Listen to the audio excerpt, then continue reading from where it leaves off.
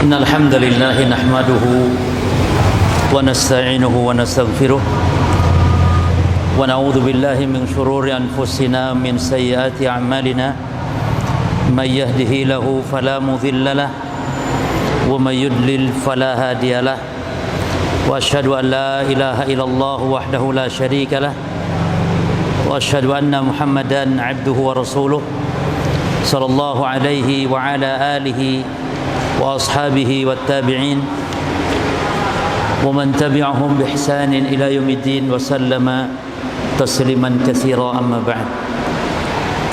Para jamaah kaum muslimin rahimani wa rahimakumullah, melanjutkan pembahasan qawaid tauhidil uluhiyah, kaidah-kaidah di dalam tauhid al-uluhiyah. Sekarang masuk kepada al-qawaidu as-saminata asyar, kaidah yang ke-18.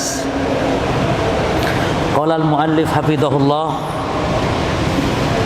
al-intifa'a bi kalimati tauhid illa bi tahqiqi syurutiha wa intifai nawaqidha ay mawani'iha. Beliau mengatakan tidak bermanfaat kalimat tauhid illa kecuali bitahqiqi dengan mewujudkan syurutiha, syarat-syaratnya, wantifai nawaqidhiha, dan tidak ada pembatal-pembatalnya, ay mawani'iha, yakni penghalang-penghalangnya. Yani kalimat la ilaha illallah, keislaman seseorang tidak bermanfaat kecuali apabila memenuhi syarat-syaratnya, sebagaimana juga ibadah-ibadah yang lain. Apalagi kalimat tauhid, apalagi syahadat, ini adalah merupakan ibadah yang paling agung. Maka seperti sholat, seperti ibadah yang lain-lain perlu kepada syarat-syarat dan tidak ada pembatal. Jadi ada pembatal-pembatal sholat, ada pembatal-pembatal wudhu, tentunya ada pembatal-pembatal tauhid seseorang, pembatal-pembatal keislaman seseorang. Wa hadza mujmi'un alaihi bain ahli sunnati wal jamaah. Dan kalimat tauhid harus terpenuhi syarat-syarat dan tidak ada penghalang atau pembatal. Ini adalah hal yang disepakati oleh para ulama ahli sunnah wal jamaah. Ya, banyak orang yang mengucapkan kalimat tauhid, lalu setelah mengucap kalimat tauhid disangkanya, setelah mengucapkan kalimat tauhid disangkanya sudah benar betul iman Islam tanpa memperhatikan apa syarat-syaratnya dan apa pembatal-pembatalnya. Ya, sehingga banyak dalil-dalil yang menunjukkan bahwa seseorang bisa batal Islamnya. Bahkan ada pembahasan dalam kitab-kitab fikih, yaitu pembahasan hukum riddah, pembahasan hukum murtad. Ya. Tidak kuat, mungkin yang dimatikan lebih dahulu apa?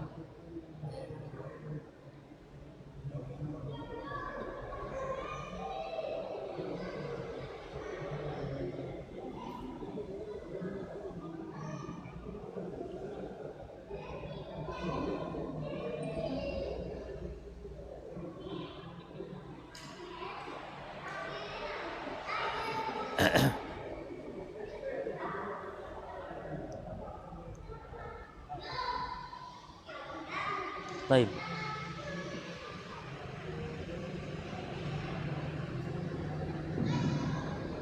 Baik, kita lanjutkan. Di antara syarat-syarat tersebut ada 7 syarat ya.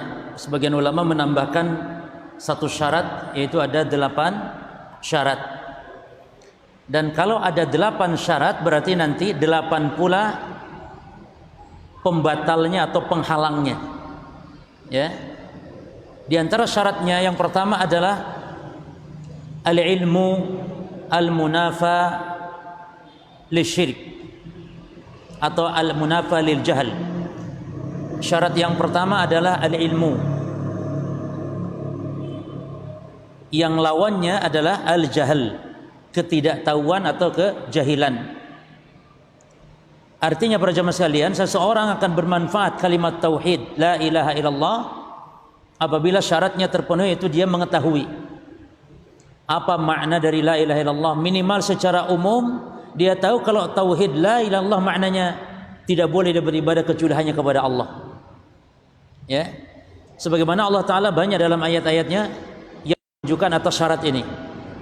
Di antaranya mu'allif mengatakan, qala Allah Ta'ala berfirman, illa man syahida bil haqqi wa hum ya'lamun. Kecuali yang bersaksi, yang bersyahadat dengan hak, yakni dengan kalimat la ilaha illallah wa hum ya'lamun, sementara dia atau dia mengetahui. Di surah Az-Zukhruf ayat 86 ini. Demikian pula Allah mengatakan fa'lam annahu la ilaha illallah. Ketahuilah, yakni ilmuilah bahwasanya la ilaha illallah. Dan terkadang di antara sebagian kaum muslimin tidak lebih mengerti tentang makna la ilaha illallah daripada orang-orang musyrikin dahulu. Orang-orang musyrikin dahulu mereka memahami apa makna la ilaha illallah sehingga mereka anti untuk mengucapkan kalimat tersebut. Padahal mereka menetapkan yang menghidupkan, mematikan, menciptakan adalah Allah Subhanahu wa taala. Tapi ketika diperintah untuk ucapkan la ilaha illallah, mereka tahu konsekuensinya. Ya. Maka la ilaha illallah bukan bermakna tidak ada pencipta selain Allah. Karena Abu Jahal sudah menetapkan tidak ada mencipta selain Allah. Namun kenapa tidak mau mengucapkan la ilaha illallah? Berarti makna la ilaha illallah bukan tidak ada yang menciptakan, tapi tidak ada sesembahan. Tidak ada sesembahan, tidak ada yang berhak diibadahi kecuali hanya Allah saja. Ya. Demikian pula dalam hadisnya Nabi SAW mengatakan man mata wa huwa ya'lamu, siapa yang mati sementara dia mengilmui, sementara dia tahu la ilaha illallah. Jadi syaratnya la ilaha illallah bermanfaat, dia akan masuk surga ketika dia paham maknanya, tahu maknanya. Apa maknanya para jemaah? Maknanya ini la ma'budu bihaqqin illallah, tidak ada sembahan yang benar kecuali hanya Allah. Sesembahan yang lain banyak namun tidak benar. Yang benar hanya Allah. Konsekuensinya kita tidak boleh beribadah kecuali hanya kepada Allah. Ini maknanya. Ini ada penetapan, ada penafian. Menetapkan hanya Allah satu-satunya yang berhak diibadahi dan menafikan semua sesembahan yang batil selain Allah. Makin makna dari la ilaha illallah. Sehingga Nabi mengatakan man mata wa huwa ya'lamu annahu la ilaha illallah, man mata wa ya'lam an la ilaha illallah dakhala al-jannah. Ya. Itu syarat yang pertama, al-ilmu yang menafikan kejahilan. Asyartu tsani, syarat yang kedua dari syarat la ilaha illallah agar bermanfaat bagi seseorang di dunia wal akhirah, asyartu tsani al-ikhlas al-munafi lisyirik. Syarat yang kedua adalah al-ikhlas, yakni di dalam mengucapkan la ilaha illallah dia harus benar-benar mengikhlaskan dalam beribadah hanya kepada Allah Subhanahu wa taala. Banyak ayatnya dalam Quran seperti wa ma umiru illa liya'budullaha mukhlishina lahuddin. Padahal mereka tidak diperintah kecuali untuk mengikhlaskan dalam beramal, dalam beragama. Demikian pula di dalam surah Zumar ayat 11 Allah Ta'ala mengatakan qul inni umirtu an a'budallah mukhlishan lahuddin.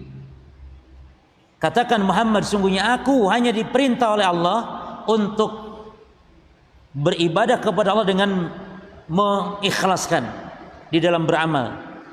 Karena din yang dimaksud dalam ayat ini adalah amal. Jadi din itu dalam Al-Quran ada dua makna. Yang pertama din bermakna al-amal, wa as-sani ad-din bermakna al-jaza wal hisab. Jadi kalimat atau kata din dalam Quran ada dua makna. Makna yang pertama amal, itulah yang kalau disebutkan ikhlas di dalam din, yakni ikhlas di dalam amal ibadah. Yang kedua din bermakna al-jaza' wal hisab, seperti kata atau kalimat maliki yaumiddin, yani maliki yaumil jaza'i wa al-hisab. Nah, demikian pula Allah Ta'ala berfirman di dalam surah Az-Zumar juga ayat yang ke-14-nya, kata Allah Subhanahu wa taala, Qulillah, katakan Muhammad, Allah a'budu mukhlisa, hanya kepada Allah lah aku beribadah, mukhlisan lahu din, mukhlisan lahu dini, untuk memurnikan, mengikhlaskan kepada Allah di dalam agamaku, ini dalam amalan ibadahku. Ya. Demikian pula dalam hadis para jemaah, Nabi SAW mengatakan tentang syarat ini. Kata Nabi, as'adun nas, manusia yang paling bahagia, bisyafaati, mendapatkan syafaatku, yakni mendapatkan syafaat Rasulullah SAW, man qala la ilaha illallah khalisan min qalbihi, itu orang yang mengatakan, mengucapkan la ilaha illallah, syaratnya khalisan min qalbihi, mengikhlaskannya dari dalam hatinya. Yani hatinya itu menyatakan bahwa memang hanya Allah zat satu-satunya yang berhak diibadahi, dan dia bertekad tidak akan beribadah kecuali hanya kepada Allah Subhanahu wa taala. Kemudian asyartus salis, syarat yang ketiga, al-yaqin. Yani seseorang ketika mengatakan la ilaha illallah harus benar-benar meyakini dalam hatinya bahwa memang tidak ada sesembahan yang hak kecuali hanya Allah. Tidak ragu dalam mengucapkan kalimat la ilaha illallah. Yakin kalau orang mati membawa kalimat la ilaha illallah dia akan masuk surga. Yakin. Dan Allah mengatakan tentang orang yang beriman yang tidak mencampurkan iman dengan keraguan dalam surah Al-Hujurat ayat yang ke-15, Allah Ta'ala berfirman, innamal mu'minuna alladzina amanu billahi wa rasulihi. Lalu kata Allah, thumma lam yartabu. Ya. Sesungguhnya orang-orang yang beriman atau orang-orang yang beriman itu adalah orang-orang yang beriman kepada Allah dan Rasulnya, lalu dia tidak ragu. Maka syarat yang ketiga adalah al-yakin, yang lawannya adalah asyak, lawannya adalah ragu. Summa lam yartabu, lalu dia tidak ragu. Demikian pula dalam hadis Nabi sallallahu alaihi wasallam mengatakan tentang masalah syarat ini.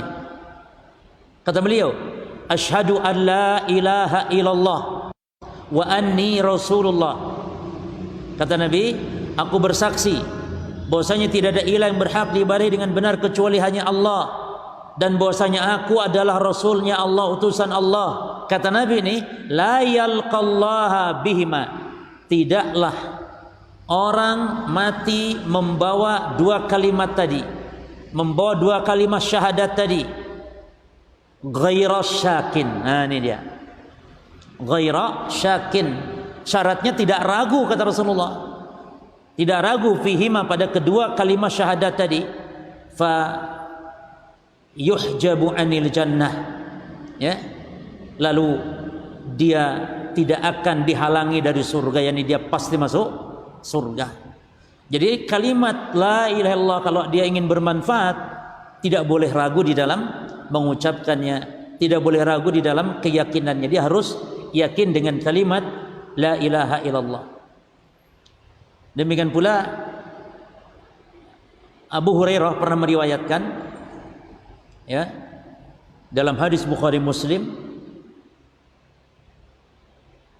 kata Nabi kepada Abu Hurairah sambil Nabi memerintahkan untuk membawa sandal beliau untuk sebagai bukti bahwa ini adalah ucapan dari Rasulullah gitu. Dibawa sandalnya beliau. Lalu kata Nabi, idhab,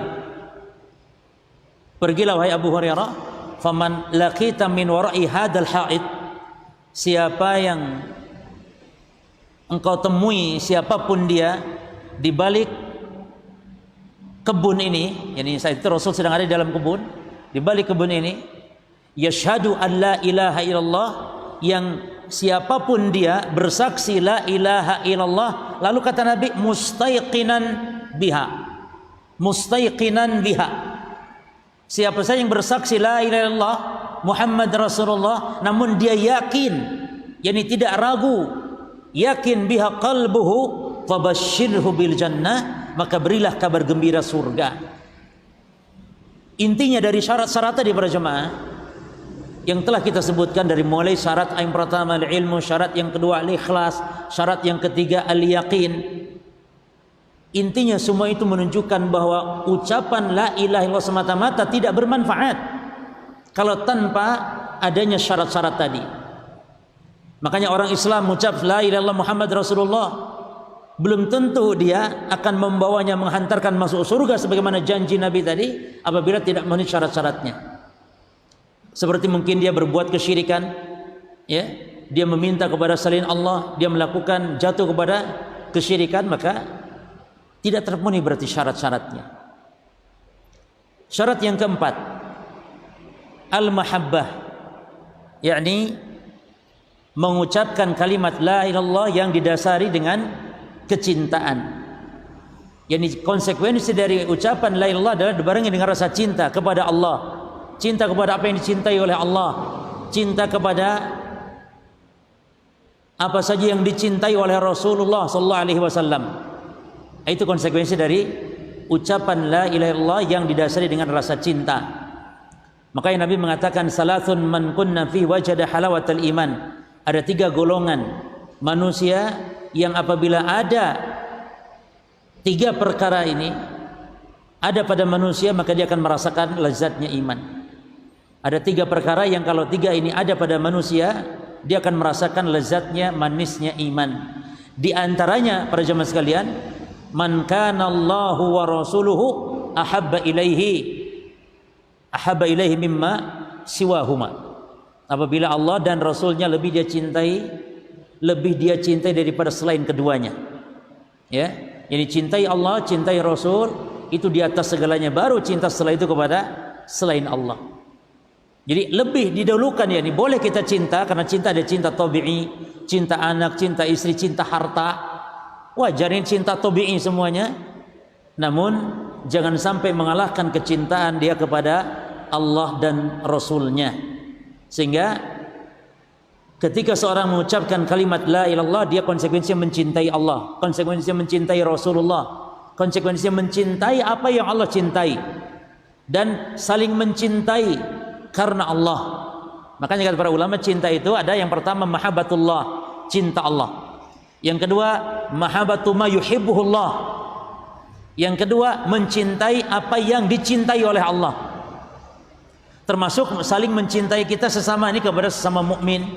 Karena Allah mencintai orang-orang beriman, maka kita pun mencintai mereka karena sebab Allah mencintainya. Lalu yang ketiga al-mahabbatu fillah, mencintai karena Allah, ya, mencintai karena Allah. Sehingga kata Nabi dalam sebuah hadis qudsi, Allah Ta'ala berfirman, wajabat mahabbati, berhak mendapatkan kecintaanku, al-mutazawwirina fi, orang yang saling berziarah, yang saling berkunjung karena aku.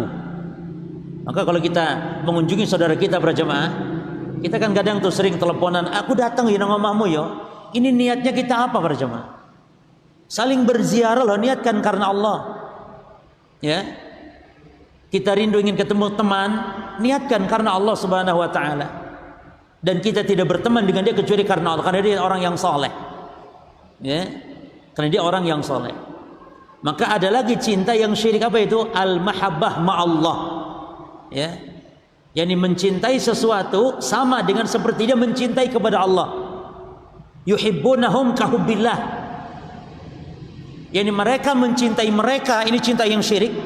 Yuhibbunahum kahubbillah. Mereka mencintai mereka seperti mencintai Allah. Apa maksudnya dari ayat ini para jemaah? Ada 2 makna kata para ulama. Maksud dari ayat ini, yakni mereka orang-orang musyrikin mencintai mereka seperti mereka mencintai Allah. Ya, ini mereka ini kemana ini? Mereka mencintai mereka seperti mereka mencintai Allah. Ada 2 makna. Makna yang pertama, mereka orang-orang musyrikin mencintai sesembahan-sesembahan mereka, mencintai Lata, Manat, Uzza, mencintai sesembahan-sembahan mereka seperti mereka orang musyrik mencintai Allah. Ini makna yang pertama. Berarti mereka mensejajarkan antara cinta kepada Allah dengan cinta kepada berhala, kepada sesembahan-sembahan yang mereka sembah selain Allah. Adapun makna yang kedua, mereka orang-orang musyrikin mencintai sesembahan-sesembahan mereka selain Allah seperti orang beriman mencintai Allah. Seperti orang beriman mencintai Allah. Namun orang yang beriman asyaddu hubban lillah. Namun orang beriman lebih besar cintanya dia kepada Allah Subhanahu wa taala. Jadi cinta itu terbagi para jemaah. Ada cinta yang ibadah, itu cinta karena Allah, cinta kepada Allah, cinta apa yang Allah cintai. Yang kedua, al-mahabbah syirqiyah, mahabbah yang syirik, yaitu mencintai sesuatu selain Allah seperti dia mencintai Allah Subhanahu wa taala. Dan yang ketiga, al-mahabbah tabi'iyah, mahabbah tabi'i. Ya. Seperti para jemaah sekalian, Allah berfirman di dalam Al-Quran kepada Nabi Muhammad, di mana Nabi Muhammad tidak mampu memberi syafaat, memberi hidayah kepada paman beliau Abu Talib. Lalu Allah berfirman tentang Abu Talib. Apa kata Allah? Innaka, kepada Rasulullah SAW, innaka la tahdi man ahbabta. Sesungguhnya engkau wahai Muhammad tidak mampu memberi hidayah kepada orang yang engkau cintai, kata Allah Subhanahu wa taala. Walakin Allah yahdi man yasha wa huwa a'lamu bil muhtadin. Tetapi Allah lah yang memberi petunjuk kepada siapa yang Allah kehendaki, dan Allah Maha tahu kepada siapa ya orang-orang yang mencari petunjuk. Nah, perhatikan ayat ini berjemaah. Di sini Allah mengatakan kepada orang yang engkau cintai. Ada khilaf ulama tentang makna man ahbabta dalam ayat ini. Allah berfirman, innaka la tahdi man ahbabta, sungguhnya engkau tidak mampu memberi petunjuk kepada yang kau cintai. Apa maksud yang kau cintai? Karena perjemaah, kenapa para ulama khilaf dalam masalah ayat ini? Karena ada larangan mencintai orang kafir. Ya.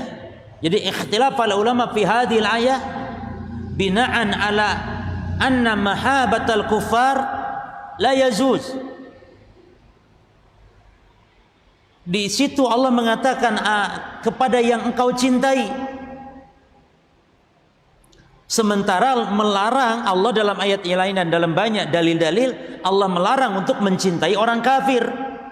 Sementara di situ seolah-olah Nabi Muhammad mencintai Abu Talib. Ini cinta apa yang dimaksud? Maka Syekh Muhammad bin Shalih Al-Utsaimin mengatakan yang dimaksud yang engkau cintai di sini man ahbabta hidayatahu. Yang engkau cintai, yang engkau sukai untuk mendapatkan hidayah, bukan cinta sama orangnya, tapi cinta agar dia dapat hidayah, bukan cinta sama orangnya. Karena cinta orang kafir nggak boleh. Sehingga maksud cinta yang engkau cintai, cinta yang engkau suka agar dia mendapat hidayah. Itu makna yang pertama. Makna yang kedua tadi, cinta maksud dalam ayat yakni cinta tabi'i. Kalau cinta tabi'i boleh.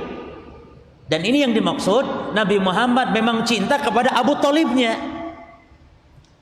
Dan cinta yang dimaksud yakni mahabbat tabi'iyah, cinta tabiat manusia, kamahabatil ab liwaladihi, sebagaimana kecintaan bapak kepada anak.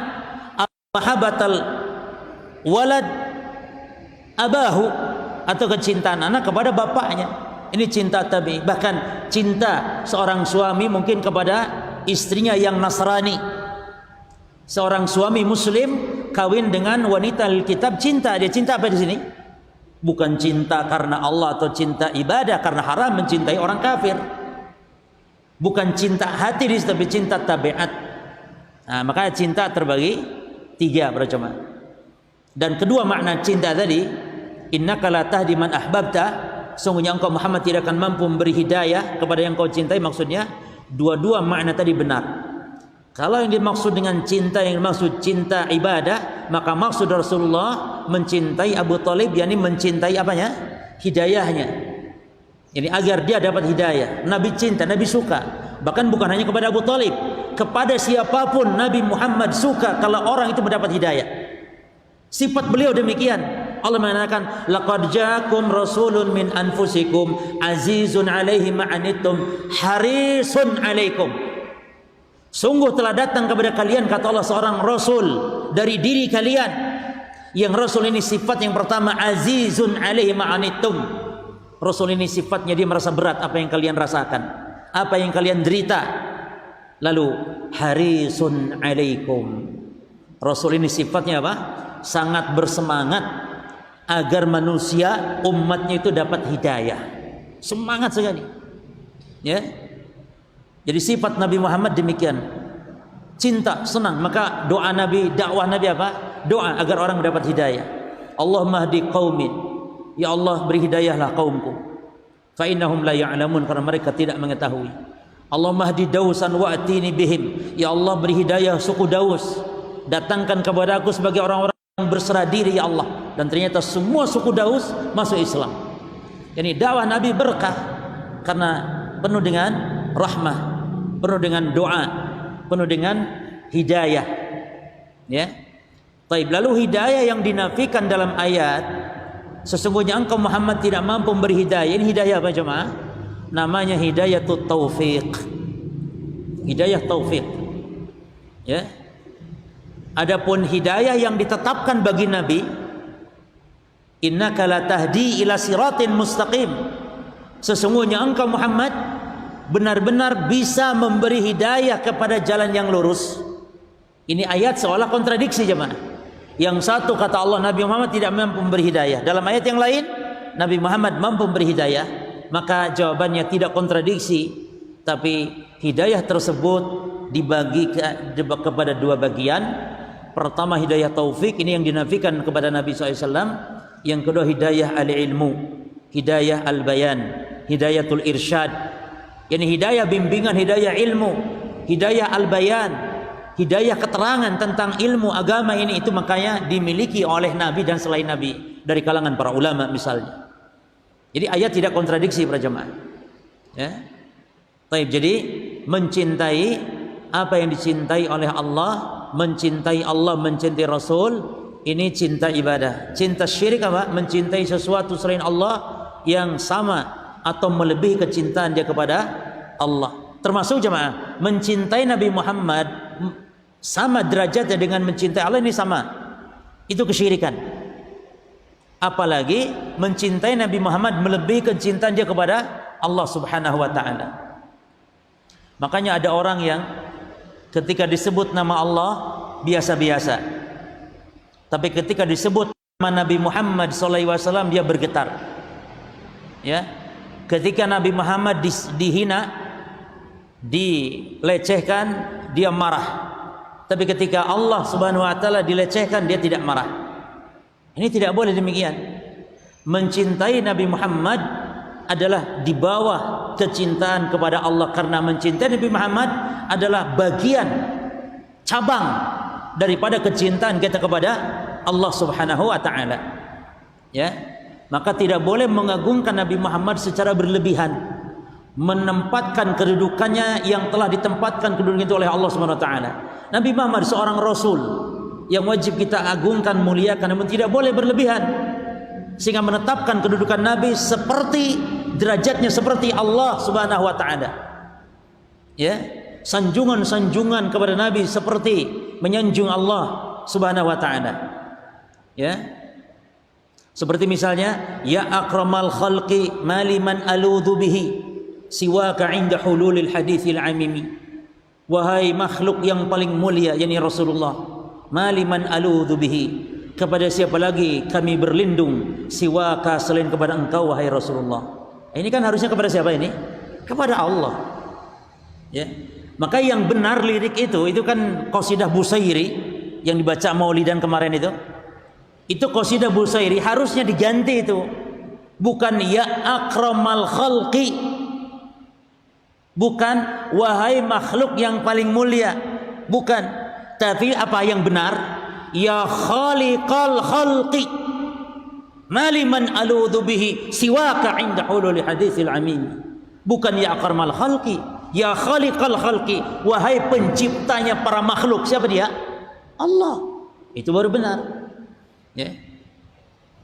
Taib. Jadi menyanjung Nabi tidak boleh berlebihan. Sehingga Rasul pun telah menutup pintu itu para jemaah.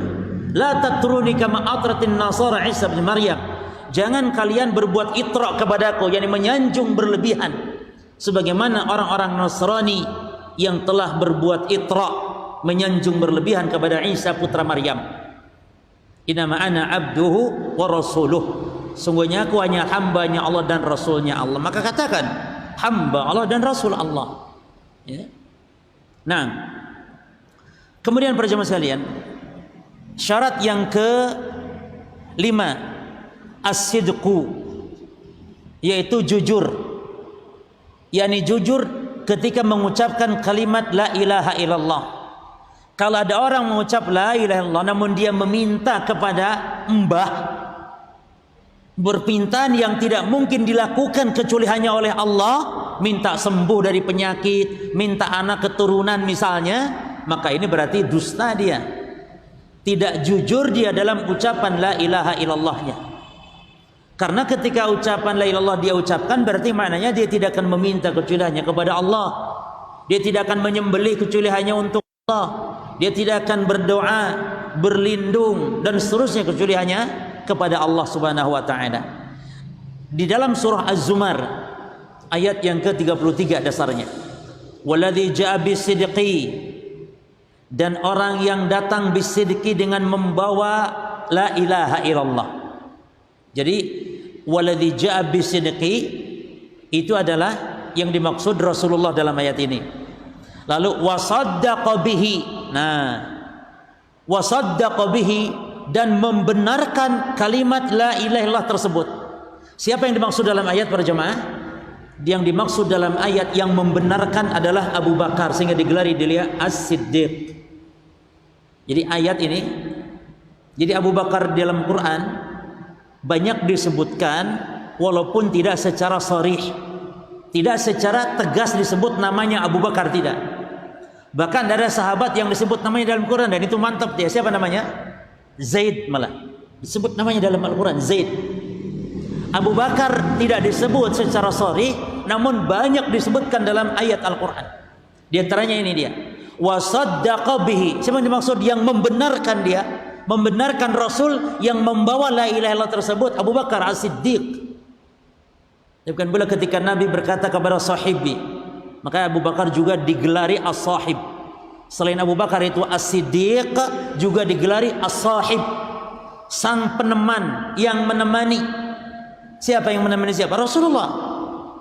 Semua sahabat menemani Rasul, namun yang paling spesial adalah Abu Bakar, sampai digelari, Allah menyebutnya as-sahib dalam Al-Quran.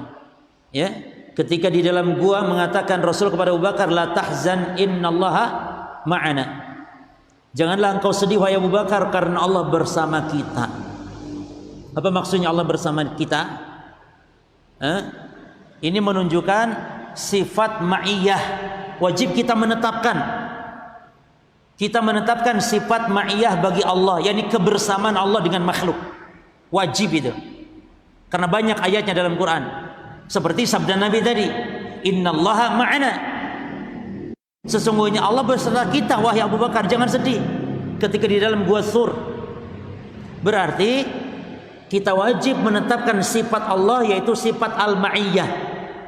Demikian pula Allah mengatakan wa huwa ma'akum ainama kuntum, dan dia Allah bersama kalian dimanapun kalian berada. Wajib kita menetapkan sifat ma'iyah Allah, kebersamaan Allah dengan makhluk.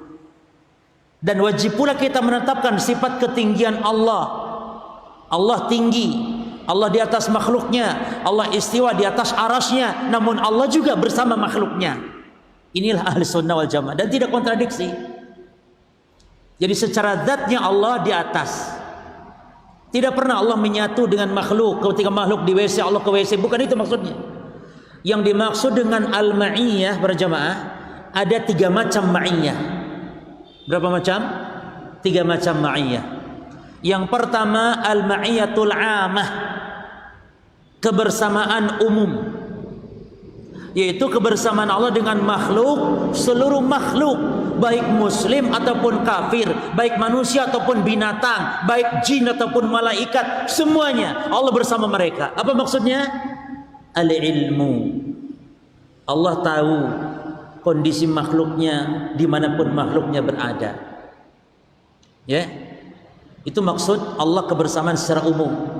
Makanya ayat-ayat ma'iyah secara umum diawali diakhiri dengan ilmu, diakhiri dengan perkataan ilmu, menunjukkan kebersamaan itu ilmu. Bukan Allah bersama kita, yakni maknanya Allah menyatu dengan kita, melebur, Allah menitis, ya, sebagaimana aliran ajaran haluliyah atau hululiyah. Jadi Allah itu menitis bersama hamba makhluk. Maka di mana ada benda-benda makhluk ini, maka di situ Allah ada, menitis. Sampai-sampai naudzubillah ajaran mereka mengatakan hatta Allah menitis pada anjing dan babi. Maka boleh-boleh saja mengatakan anjinghu akbar atau babihu akbar, karena yang dimaksud anjing babi di situ ada Allah.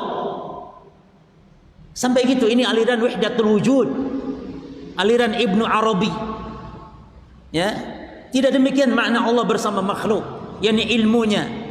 Atau makna yang kedua bukan ilmu tapi Allah betul-betul bersama makhluk. Perhatikan jemaah, namun tidak seperti makhluk ketika bersama dengan sama makhluk. Allah bersama makhluk. Bagaimana maksudnya? Allah bersama makhluk sesuai dengan kebesaran Allah. Tidak seperti ketika makhluk bersama dengan makhluk. Kalau makhluk bersama makhluk bisa saja apa? Ya kan? Kalau makhluk sama makhluk bisa saja bernempel. Walaupun tidak harus juga demikian. Kan kita juga sering mengatakan sesama makhluk nih, istriku masih bersamaku. Maknanya apa? Yani belum dicerai, dia masih bersamaku. Atau orang-orang Arab mengatakan nasiru wal qamaru ma'ana. Kita berjalan dan bulan bersama kita. Bulannya di mana? Di atas. Tapi dikatakan bersama kita. Nah, seperti itu perkataan Allah di atas langit, Allah beristiwa di atas arsy, namun bersama kita. Seperti begitu maknanya. Orang Arab di kegelapan, ya, berjalan di padang-padang pasir, di gurun-gurun, di lembah-lembah. Kita berjalan sementara bulan bersama kita. Itulah yang dimaksud Allah bersama kita. Tidak harus menempel sebagaimana makhluk. Nah, yang kedua para jemaah al-ma'iyah al-khassah, kebersamaan secara khusus. Apa maksudnya? Kebersamaan secara khusus yakni Allah Subhanahu wa taala menolong, membela, menjaga hambanya. Seperti innallaha ma'al muttaqin. Allah beserta orang-orang bertakwa. Apa maksudnya? Bukan sekedar Allah tahu, tapi di situ ada pertolongan Allah, pembelaan Allah, penjagaan Allah kepada orang-orang yang bertakwa. Innallaha ma'as sabirin. Itu kebersamaan secara khusus. Adapun yang ketiga, al-ma'iyah khasatul khasa, kebersamaan yang lebih khusus dari yang khusus, yaitu seperti sabda Nabi tadi, yakni Allah bersama Nabi Muhammad. Ini bukan lagi khusus tapi lebih khusus lagi, ya, seperti Allah bersama Nabi Musa, ya. Kata Allah Subhanahu wa taala, "Inna ma'akuma ya asma'u wa ara." Aku bersama kalian berdua wahai Musa dan Harun. Allah bersama Musa dan Harun, apa maksudnya? Menolong, menjaga, membela Musa dan Harun ketika datang kepada Firaun. Ini maksud kebersamaan secara lebih khusus dari yang khusus. Jadi ada 3 macam, ya. Jadi tidak sulit para jemaah. Akidah Ahlussunnah itu gampang, ya, tidak ribet. Allah bersama makhluk, ya. Apa maksudnya? Ilmu. Makanya kata para ulama, Allah fis sama wa ilmu fi kulli makan. Allah itu di langit, namun ilmunya di mana-mana. termasuk di WC, termasuk di tempat najis, termasuk di tempat kotor. Allah tahu. Di tempat sampah Allah tahu. Tapi Allahnya di mana? Zat Allah fis sama. Allah di atas, namun ilmunya di mana-mana. Imam Malik demikian mengatakan, Allah fis sama wa ilmuhu fi kulli makan. Tapi akidah Jahmiyah yang di kulli makan itu zatnya. Jadi Allah ada di mana-mana tempat. Jadi Jahmiyah itu ada dua golongan para jemaah. Ada yang mengatakan Allah tidak di mana-mana. Yani maujud bila makan katanya. Allah tidak di mana-mana. Yang kedua, aliran Jahmiyah mengatakan, jadi mereka khilaf dalam masalah ini. Jadi aliran Jahmiyah bingung Allah di mana, ada dua kelompok. Yang satu mengatakan Allah di mana-mana, yakni bersama makhluk. Dan ini yang masuk juga ke aliran Wahdatul Wujud. Yang kedua, Allah tidak di mana-mana. Tidak di atas, tidak di bawah, tidak di kiri, tidak di kanan. Terus, tidak ono berarti. Makanya kata para ulama, masih mending orang musyrik. Dia nyembah sesuatu yang berwujud. Adapun Jahmiyah nyembah sesuatu yang tidak ada, karena Allah tidak di atas, tidak di bawah, di kiri, di kanan. Terus nanti ini kan berarti definisi ketidakadaan ya ini. Apa itu tidak ada? Ya tidak di atas, tidak di bawah, tidak di kiri, di kanan. Tidak ono berarti. Itulah definisi tidak ada. Apa itu tidak ada? Yaitu definisinya Jahmiyah. Allah tidak ada. Makanya kata para ulama, al-musyrikun afdal mina al-jahmiyah li'anna al-jahmiyah ya'buduna al-adam wal musyrikuna ya'buduna al-awthan. Orang musyrikin lebih afdal daripada Jahmiyah. Kenapa? Karena Jahmiyah nyembah sesuatu yang tidak ada, sementara orang musyrik nyembah sesuatu yang ada, itu berhala. Tapi ojo ini balaghah, ini bahasa Arab begitu biasa jemaah. Jangan dipahami secara ini biasa dalam ungkapan bahasa Arabnya yang menunjukkan lebih. Apa ini azan? Belum. Taib. Fadhol azan dulu.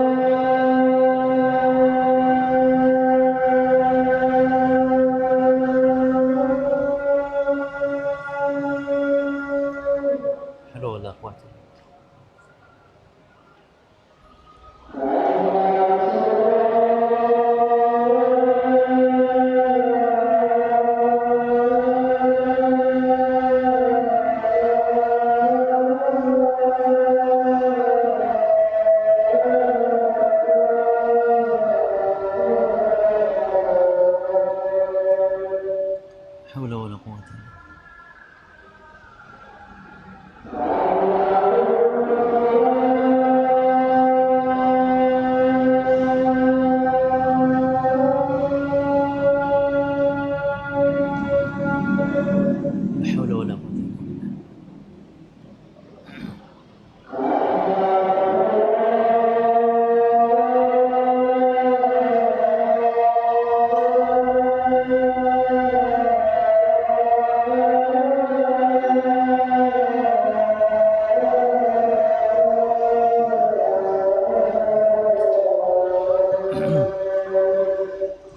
quwwata illa billah.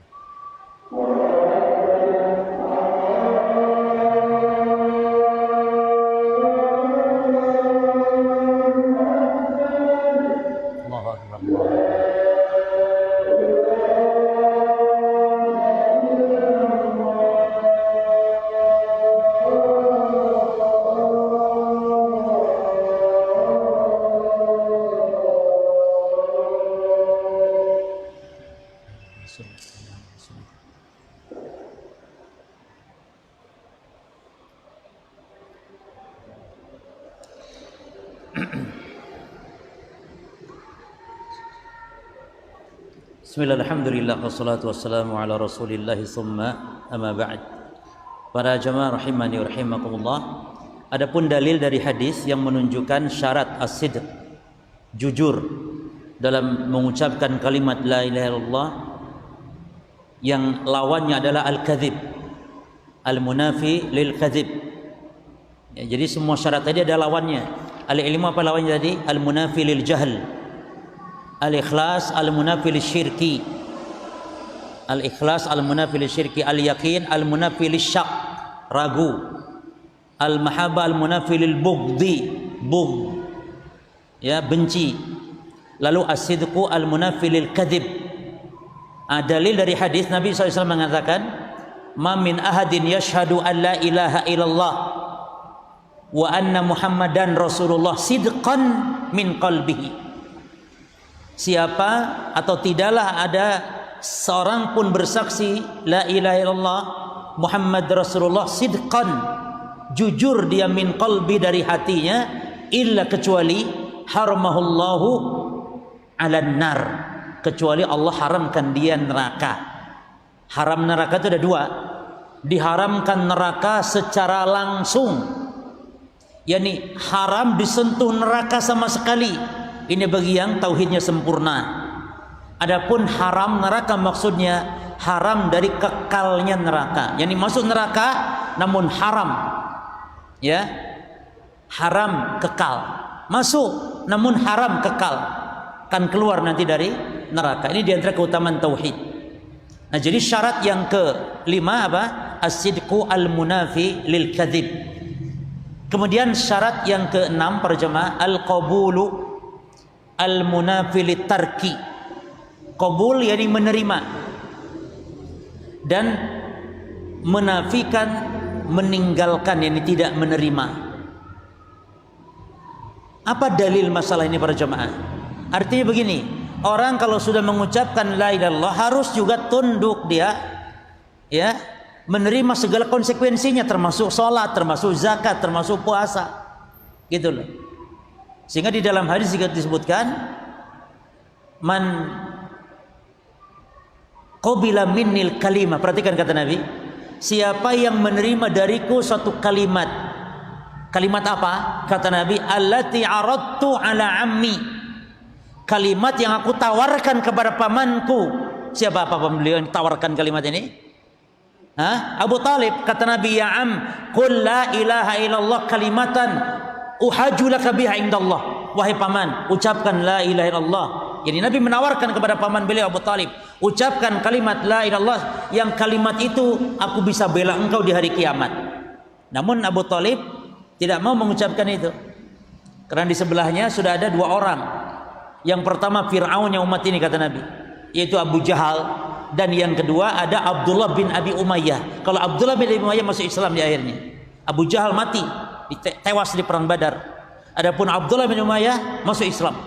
Nah, kedua orang ini ketika Nabi mengatakan ya am qul la ilaha illallah kalimatan uhajju laka biha indallah, apa kata Abu Jahal dan Abdullah bin Umayyah saat itu? Atarghabu an millati Abdul Muthalib? Apakah kamu meninggalkan agama nenek moyang kita Abdul Muthalib?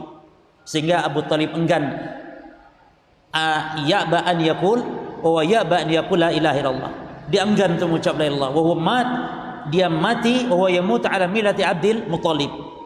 Nah kata Nabi, siapa yang menerima kalimat yang aku tawarkan kepada pamanku Abu Thalib, faraddah alayya, yang dia tolak saat itu. Ini menunjukkan, dan ini bantahan kepada orang Syiah, bantahan hadis Bukhari Muslim ini kepada orang Syiah yang mengatakan kalau Abu Thalib mati di atas iman Islam. Bantahan kepada orang-orang Syiah. Justru Abu Thalib meninggal di atas kekufuran, di atas agama Abdul Muthalib. Ya. Maka kata Nabi, fahiya lahun najah, maka baginya keselamatan. Baginya keselamatan. Nah, menunjukkan menerima. Abu Thalib para jemaah, dia meyakini kebenaran Rasulullah, kebenaran ponakannya itu dia yakin, tahu, namun tidak qabul. Makanya tetap tidak disebut sebagai seorang yang beriman walaupun hatinya membenarkan Rasulullah sallallahu alaihi wasallam. Jemaah sekalian, kita lanjutkan nanti masih di sesi syarat kalimat la ilaha illallah. Tinggal satu syarat atau tinggal dia? Tinggal satu syarat, nanti tinggal dua syarat, insyaallah kita akan lanjutkan pada pertemuan yang akan datang. Wallahu taala alam wa sallallahu wasallam ala nabiyyina Muhammadin subhanakallahumma bihamdika asyhadu an la ilaha illa anta astaghfiruka wa atubu ilaik. Wassalamualaikum warahmatullahi wabarakatuh.